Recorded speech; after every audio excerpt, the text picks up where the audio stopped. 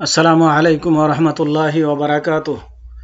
ইন্নাল হামদালিল্লাহ ওয়াস সালাতু ওয়াস সালামু আলা রাসূলিল্লাহ ওয়া আলা আলিহি ওয়া আসহাবিহি ওয়া মান ওয়ালা, আম্মা বা'দ। সম্মানিত ছাত্র ভাইরা, আমি এখন প্রথম শ্রেণীর হাদিসের ক্লাস আরম্ভ করছি। হাদিসের নম্বর হচ্ছে 5। হাদিসের বিষয়বস্তু হাঁচি দেওয়ার আদব কায়দা। আমি প্রথমে শাব্দিক অর্থগুলো হাদিস পাঠের পরে শাব্দিক অর্থগুলো করব, এরপরে টানা অর্থ, এরপরে আনুষঙ্গিক কথা যেগুলো হাদিসের সাথে আছে সেগুলো বলবো ইনশাআল্লাহ। আসুন প্রথমে হাদিসটি সুন্দরভাবে পাঠ করে নিই। আন আবি হুরাইরাতা রাদিয়াল্লাহু আনহু আনিন নবী সাল্লাল্লাহু আলাইহি ওয়াসাল্লাম قال ইযা আতাসা আহাদুকুম ফালিয়াকুল আলহামদুলিল্লাহ ওয়ালিয়াকুল লাহু আখুহু আও সাহিবুহু ইয়ারহামুকাল্লাহ ফাইদা ক্বালা লাহু ইয়ারহামুকাল্লাহ ফালিয়াকুল ইয়াহদিকুমুল্লাহু ওয়া ইউসলিহু বালাকুম। শাব্দিক অর্থ: আন মানে হইতে, আবি হুরায়রা মানে আবু হুরায়রা, আবুন মানে হচ্ছে পিতা, আর হুরায়রা মানে বিড়াল ছানা। রাদিয়াল্লাহু আনহু, তো আবু হুরায়রাকে আবু হুরায়রা এটি উপাধি দিয়েছিলেন আল্লাহ রসুল সাল্লাল্লাহু আলাইহি সাল্লাম, কেননা সে একদিন বিড়াল ছানা নিয়ে খেলাধুলা করছিলেন, তাকে আদর করছিলেন, করছিলেন, যার ফলে আবু হুরায়রা বলে তাকে ডাক দিয়েছেন। তো তারপর থেকে তিনি বলেন যে আমি রাসূলের মুখ থেকে এই উপাধি শোনার পর থেকে এই উপনামেই আমাকে ডাকাটাকে আমি গর্বের মনে করতাম, ভালো মনে করতাম, যার কারণে তার আবু হুরায়রা এই উপনামটি প্রসিদ্ধ হয়ে গিয়েছে। আসলে তার নাম হচ্ছে আব্দুর রহমান। রাদিয়াল্লাহু আনহু, রাদিয়া মানে সন্তুষ্ট হন, আল্লাহ মানে আল্লাহ, আনহু তার প্রতি, আনিন নবী সাল্লাল্লাহু আলাইহি ওয়াসাল্লাম, আন মানে হইতে, নবী মানে বার্তাবাহক, সাল্লাল্লাহু আলাইহি ওয়াসাল্লাম আল্লাহর সাল্লাল্লাহু রহমত নাজিল হোক আল্লাহর আলাইহি তার প্রতি, ওয়াসাল্লামা এবং শান্তি বর্ষিত হোক। ক্বালা তিনি একজন পুরুষ বলেছেন, ইদা মানে যখন, আতাসা মানে হাঁচি দিবে, আহাদুকুম আহাদুন মানে কেউ, কুম মানে তোমাদের কেউ, ফালিয়াকুল ফা মানে অতঃপর, লে আকুল মানে লা মানে অবশ্যই যেন বলে, ইয়াকুল মানে বলে, আলহামদুলিল্লাহ আলহামদুলিল্লাহ যেন বলে, মানে সকল প্রশংসা আল্লাহ রাব্বুল আলামিনের জন্য। ওয়ালিয়াকুল লাহু আখুহু আও সাহিবুহু, অতঃপর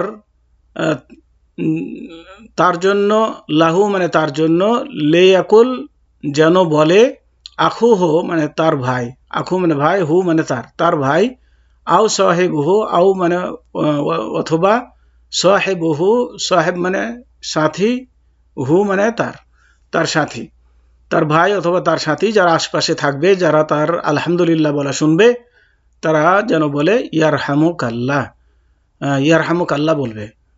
তার মানে আল্লাহ তোমার প্রতি রহম নাজিল করুন, আল্লাহ রহম নাজিল করুন, কা মানে তোমার প্রতি। ফাইদা ফা মানে অতঃপর, ইদা মানে যখন, ক্বালা সে একজন পুরুষ বলবে, লাহু তার জন্য, ইয়ারহামুকাল্লাহ ইয়ারহামুকাল্লাহ মানে আল্লাহ, ইয়ারহামু মানে রহম করুক, কা মানে তোমার প্রতি, আল্লাহ মানে আল্লাহ।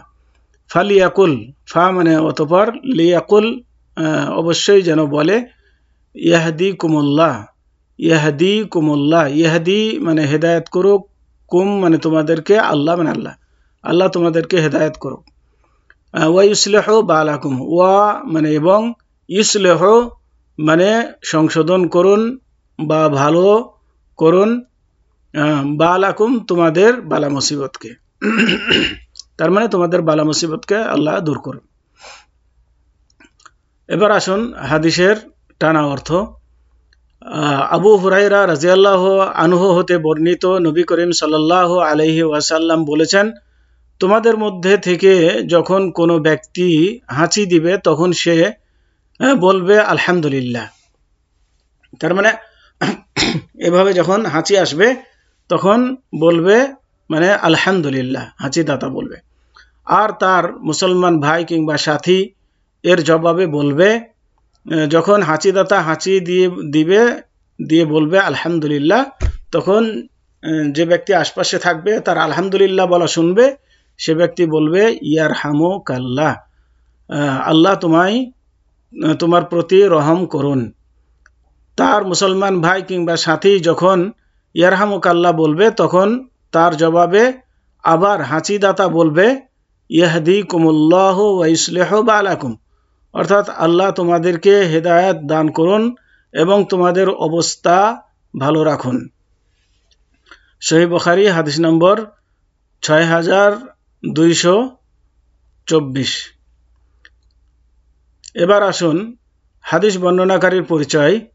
হাদিস বর্ণনাকারীর পরিচয়, তিনি হচ্ছেন, ওখানে হাদিসের মধ্যে আবু হুরাইরা বলা হয়েছে, তার নাম হচ্ছে, আবু হুরাইরার নাম হচ্ছে আব্দুর রহমান বিন মানে পুত্র শাখর, মানে শাখারের পুত্র আব্দুর রহমান। তাহলে হাদিস বর্ণনাকারীর আসল নাম হচ্ছে আব্দুর রহমান, আর তার পিতার নাম হচ্ছে শাখার। আর দাউসি হচ্ছে তার কবিলা বা গোত্র। 7ম হিজরিতে খাইবার বিজয়ের সময় তিনি ইসলাম গ্রহণ করেন। ইলম অর্জনের উদ্দেশ্যে সর্বদা আল্লাহর রাসূল সাল্লাল্লাহু আলাইহি ওয়াসাল্লামের সান্নিধ্যে থাকতেন। তাকে সবচেয়ে বেশি সংখ্যক হাদিস বর্ণনাকারীদের মধ্যে গণনা করা হয়, অর্থাৎ যে সমস্ত সাহাবী অধিক সংখ্যক হাদিস বর্ণনা করেন তিনি তাদের মধ্যে প্রথম। হাদিসের সারসংক্ষেপ অর্থ। এই হাদিসের মধ্যে হাঁচি দানকারীর উপর আল্লাহর অফুরন্ত নিয়ামতের কথা উল্লেখ করা হয়েছে, কেননা ওই ব্যক্তির জন্য অনেক কল্যাণ রয়েছে। হাদিসে আরও উল্লেখ করা হয়েছে যে বান্দার উপর আল্লাহর অনুগ্রহে আল্লাহ তাকে অনেক ক্ষতি থেকে হেফাজত করেন। এছাড়া হাঁচি দেওয়ার কারণে আল্লাহর প্রশংসার বিধান করা হয়েছে, যার মাধ্যমে অনেক সওয়াব ও পুণ্য অর্জন করা যায়। অতঃপর হাঁচি দানকারীর প্রতি উত্তরে তার ভাই তার জন্য কল্যাণের দোয়া করবে। আল্লাহ এজন্যে হাঁচি দানকারীর আল্লাহর প্রশংসার বিধান করেছেন। হাঁচি দেওয়ার কারণে ওই ব্যক্তির মস্তিষ্ক থেকে এক প্রকারের বাষ্প বের হয়ে যায়, যা না হলে তার কঠিন ব্যাধির সম্মুখীন হতে পারে। পৃথিবীতে যেমন ভূমিকম্প হয়, তেমনি হাঁচি দেওয়ার কারণে দেহে ওই ব্যক্তির অঙ্গ প্রত্যঙ্গে ঝাঁকুনি খেয়ে পুনরায় স্থিতিশীলতা লাভ করে, যার ফলে শরীরের জন্য উপকার হয়ে থাকে। এবার আসুন হাদিস থেকে শিক্ষণীয় বিষয়। এই হাদিস থেকে আমরা কি শিখলাম? হাঁচি দেওয়ার সময় যথাসম্ভব আওয়াজ কমানো উচিত, মানে খুব জোরে হাঁচি দেওয়া উচিত নয়। স্বাভাবিকভাবে হাঁচি দিবে, ইচ্ছাকৃতভাবে জোর করে হাঁচি আওয়াজ যেন না করে। 2, হাঁচি দেওয়ার সময় হাত বা রুমাল মুখে দেওয়া উচিত, কেননা এই হাঁচির সাথে একটা মুখের বাষ্প বা মুখের থুথু এগুলো বেরিয়ে যায়। তো আশপাশে মানুষ থাকলে তাদের শরীরে লেগে এর জীবাণুটা তাদের শরীরে পৌঁছে ক্ষতি করতে পারে। এই জন্য এখান থেকে অবশ্যই খেয়াল রাখতে হবে। আর বর্তমানে যে করোনার পরিস্থিতিতে আমরা যেগুলো জানলাম, যে মুখে মাস্ক পরে থাকা, তারপরে হাঁচি আসলে পরে ডাক্তাররা বলছে যে রুমাল দিতে হবে বা কোনো কাপড় চোপড় সামনে দিতে হবে, যাতে করে অন্যের দিকে না যায়। হাঁচি দানকারী হাঁচির সময় বলবে আলহামদুলিল্লাহ, এই দোয়া পাঠ করবে। 4, অন্য ব্যক্তিদের মধ্যে শ্রোতারা উত্তরে বলবে ইয়ারহামুকাল্লাহ। এখানে একটা জানার বিষয়, যদি হাঁচি দাতা আলহামদুলিল্লাহ না বলে, তাহলে আশপাশে যারা আছে তাদের ইয়ারহামুকাল্লাহ বলা জরুরি নয়, মানে তাদেরকে ইয়ারহামুকাল্লাহ বলতে হবে না। যদি হাঁচি দেওয়ার পরে আলহামদুলিল্লাহ বলে, তাহলেই সাথীরা ইয়ারহামুকাল্লাহ বলবে। পুনরায় হাঁচি দানকারী বলবে ইয়াহদিকুমুল্লাহ। তারপরে হাঁচি দানকারী সাথীরা যে ইয়ারহামুক আল্লাহ বললো, এই জন্য আবার উত্তরে বলবে ইয়াহদিকুমুল্লাহ, এ কথা বলবে। 6, হাঁচি দানকারীর জন্য দোয়া করতে উৎসাহ দেওয়া হয়েছে, এ কারণে মুসলমানদের পরস্পর পরস্পরের মধ্যে ভ্রাতৃত্ব ভালোবাসা সৃষ্টি হবে। এখন প্রশ্ন হলো যে কোনো কাফের যদি হাঁচি দেয় আর আলহামদুলিল্লাহ বলে, তাহলে তার প্রতি উত্তরে কি আপনি তাকে ইয়ারহামুক আল্লাহ বলবেন? না, তাকে ইয়ারহামুক আল্লাহ বলতে হবে না, বরং তাকে বলতে হবে ইয়াহদিকুমুল্লাহ। কেন অনেক সময় ইহুদিরা আল্লাহ রাসূল সাল্লাল্লাহু আলাইহি ওয়াসাল্লামের মুখ থেকে দোয়া নেওয়ার জন্য তারা আল্লাহ রাসূল সাল্লাল্লাহু আলাইহি ওয়াসাল্লামের কাছে এসে ইচ্ছাকৃত হাঁচি দিয়ে আলহামদুলিল্লাহ বলতো। তখন আল্লাহ রাসূল সাল্লাল্লাহু আলাইহি ওয়াসাল্লাম তাদের উত্তরে বলতেন ইয়াহদিকুমুল্লাহ, আল্লাহ তোমাদেরকে হেদায়েত করুক। ইয়ারহামুক আল্লাহ বলতেন না, মানে আল্লাহ তোমাদের প্রতি রহম করুক এটা বলতেন না, বরং বলতেন আল্লাহ তোমাদেরকে হেদায়েত করুক। তো রহম তো তখনই হবে যখন হেদায়েত প্রাপ্ত হবে তখন। এই জন্য তাদের ক্ষেত্রে প্রয়োজন হচ্ছে আগে হেদায়েত প্রাপ্ত হওয়া।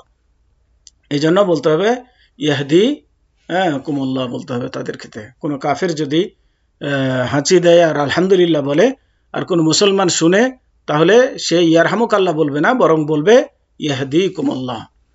তো আজকে এ পর্যন্তই। ওয়াসাল্লাল্লাহু আলা নবিয়িনা মুহাম্মদ ওয়া আলা আলিহি ওয়া আসহাবিহি ওয়া বারিক ওয়া সাল্লাম। এই দার্সগুলো অবশ্যই সবাই ফলো করবেন এবং এর উপরে প্রশ্ন পাঠানো হবে, প্রশ্নগুলোর উত্তর লিখে অবশ্যই পাঠাবেন।